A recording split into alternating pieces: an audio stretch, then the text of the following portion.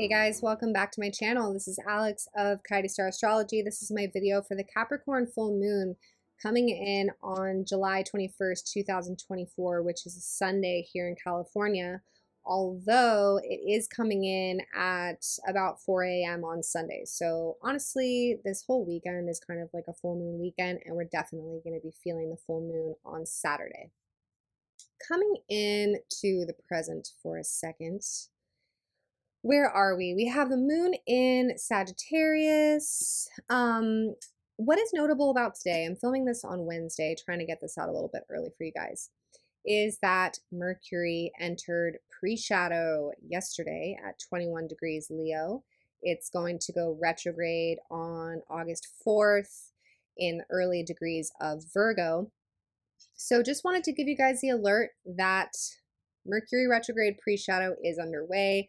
As we know, pre-shadows can often actually be more intense than the actual retrograde themselves. We know that Mercury retrogrades are not something to freak out about necessarily, particularly if we go in armed with information about how that transit is to impact us. On that note, real quick, my webinar about the astrology for the last half of 2024 dropped recently, and we go over that transit and pretty much any other transit you would want to know about extensively. I show you how to find it in your chart, etc. That webinar is $45 on my website, which is coyotestarrastrology.com. I'll put it down in the description, or it is free for monthly members. I have a monthly membership now and a whole astrology community that is growing, so you can go to my website and read about the membership as well. Anyways, yeah, so Mercury is in pre-shadow, so the retrograde themes are going to start trickling in now. And coming back to the full moon, the first pass, like pretty much the first notable thing that is happening during the retrograde is actually peaking during this full moon, which is like a little bit of side drama that is definitely occurring during the full moon, but is also kind of unrelated. So let's start with the full moon, unpack that, and then I'll get to the Mercury retrograde drama. And I'm saying the word drama because Mercury is in Leo, and yeah. So, okay, Capricorn full moon. First of all, this is our second Capricorn full moon in a row. Not gonna lie to you, I'm kind of excited for Capricorn to remove itself from being such a upfront and center theme in our lives. It's been a lot. We've been navigating Saturn station retrograde energies. I know that didn't just happen, but Saturn is still at 19 degrees where it went retrograde. In other words, Saturn is just sitting there right now at 19, hasn't really started to move yet. So yeah, we're just in Saturn energy. And then Saturn stationed in between two Capricorn full moons. So there's been this like Capricorn full moon sandwich, which is just like, I don't know, it's just not the most buoyant, celebratory energy unless you're getting some kind of awesome Saturn payout, which let's talk about that for a minute. Saturn payouts look like promotions. They look like working really hard for something and then seeing the fruits of your labor. I don't know, I guess to some degree it could be like an inheritance if Saturn goes, is in your 8th house or something like that. Like they're gifts that came from work or like a big lesson or something like that. So don't get me wrong, they feel awesome, but there's also something like a bit exhausting about even the payout from a Saturn pat on the back. You know, it's like, wow, damn, I really deserve this and I worked for it, but shit, I'm tired, man. You know, I'm ready to go have some fun. So some people may be experiencing Saturn payouts in this time where they're taking these like massive jumps in their careers or big steps in their relationships towards commitment, hitting important milestones, but it's all relative to the work you've put in. So consequently, others might be experiencing Saturn reality checks where they're seeing where they're falling short in their careers, where they're seeing hard lessons in relationships where they're seeing the consequences of choices. Whatever it is, Saturn is always about improvement. And if we are given some kind of a promotion, celebration, or upgrade, it's always because we have done the work. So this Capricorn full moon's release energy, it's connected to a new moon in Capricorn at the beginning of the year in January. So this is a Capricorn full moon where we are being shown this weekend and throughout this entire week, really, just this time in general, we are being shown how far we've come, what we have been putting our energy towards. It's like a harvesting of those lessons and a bit of a progress report, as Capricorn full moons tend to be.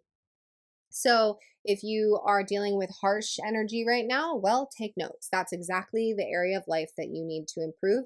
If you are being shown the fruits of your labor in a positive way, well then, job well done. Congratulations. Saturn is acknowledging the work you put in.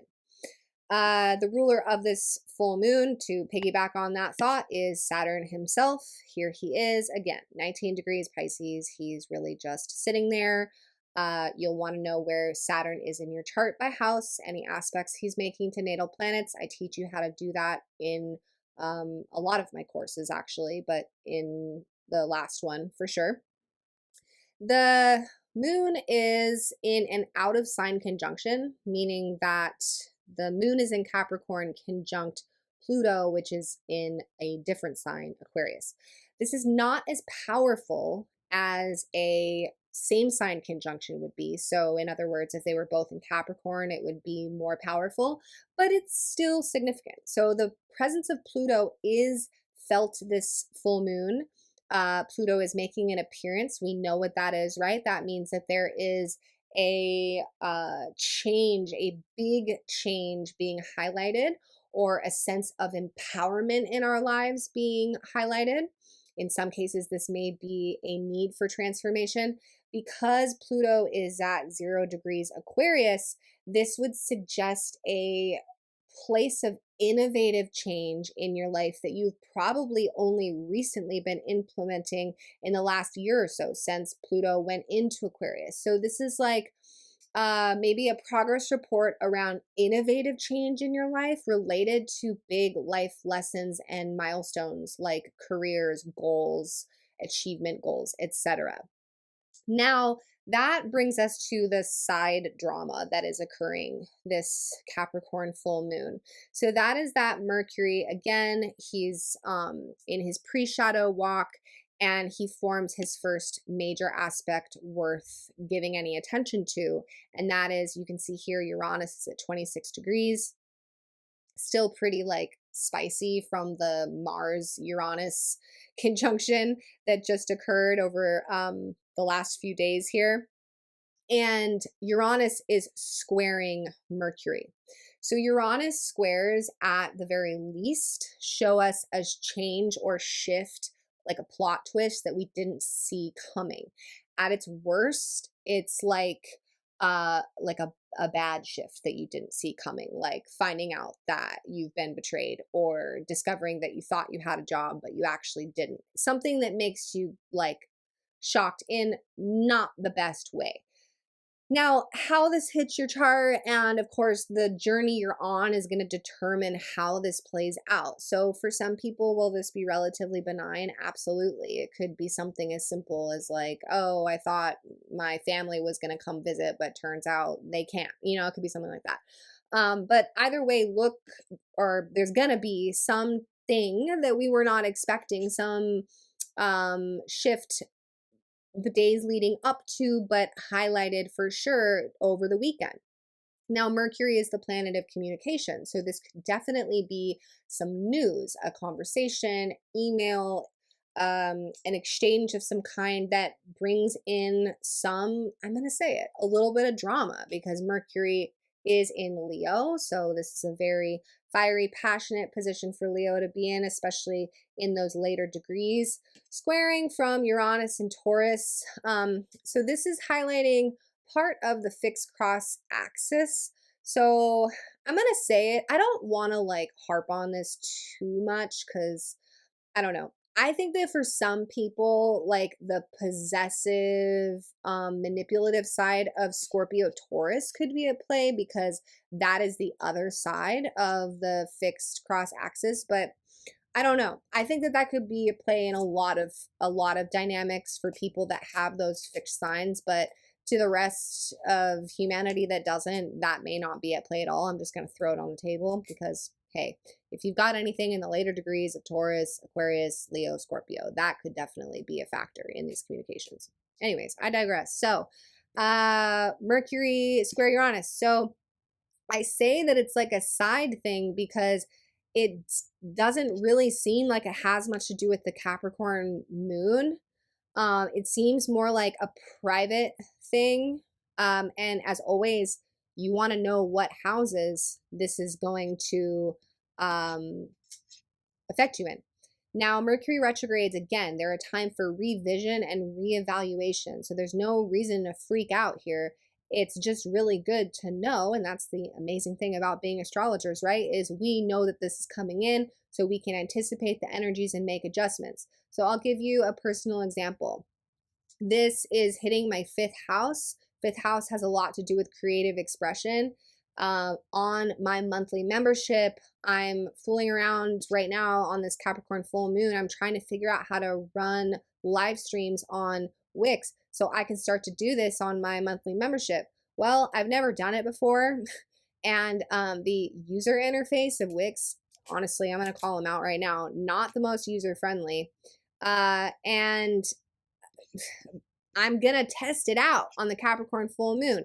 But I'm kind of wondering, since it's a Mercury pre-shadow and that square to Uranus, something unexpected might happen with it. It's in my fifth house of expression, where I may spend this retrograde figuring out how to do this correctly. And there might be some hoops I have to jump through or some things I have to learn that cause delays in that area of my life. That's an example of like, I just want to say it's not always this like cataclysmic fucking, drama fest. It really depends on what area of life it is.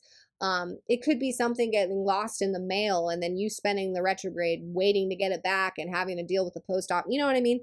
So look at the houses. But the point, I guess, is that your first day of real relevance where you're going to kind of know what these retrograde energies are bringing in is right here around the full moon when that square occurs. Leo does, outside of confidence and expression, it does have some effect on relationships because Leo really rules from the heart. It has to do with romance and affairs. So for some, this may be definitely showing itself through relationships. All right, everyone. Well, thank you so much for tuning in. If you would like to reach out to me for a reading, my wait list is actually not too bad at the moment. You can reach out to me at coyotestarastrology.com, read about what I offer. Once again, read about the membership. We are having a lot of fun over there. There's a whole forum where you guys can meet, ask me questions, post your chart. I do weekly forecasts that are like these videos here on YouTube, but much more detailed week to week. And you get free access to all of my courses. It's an amazing deal. So come and join us if you feel like being part of the monthly membership. All right, everyone. Thanks so much for tuning in, and bye for now.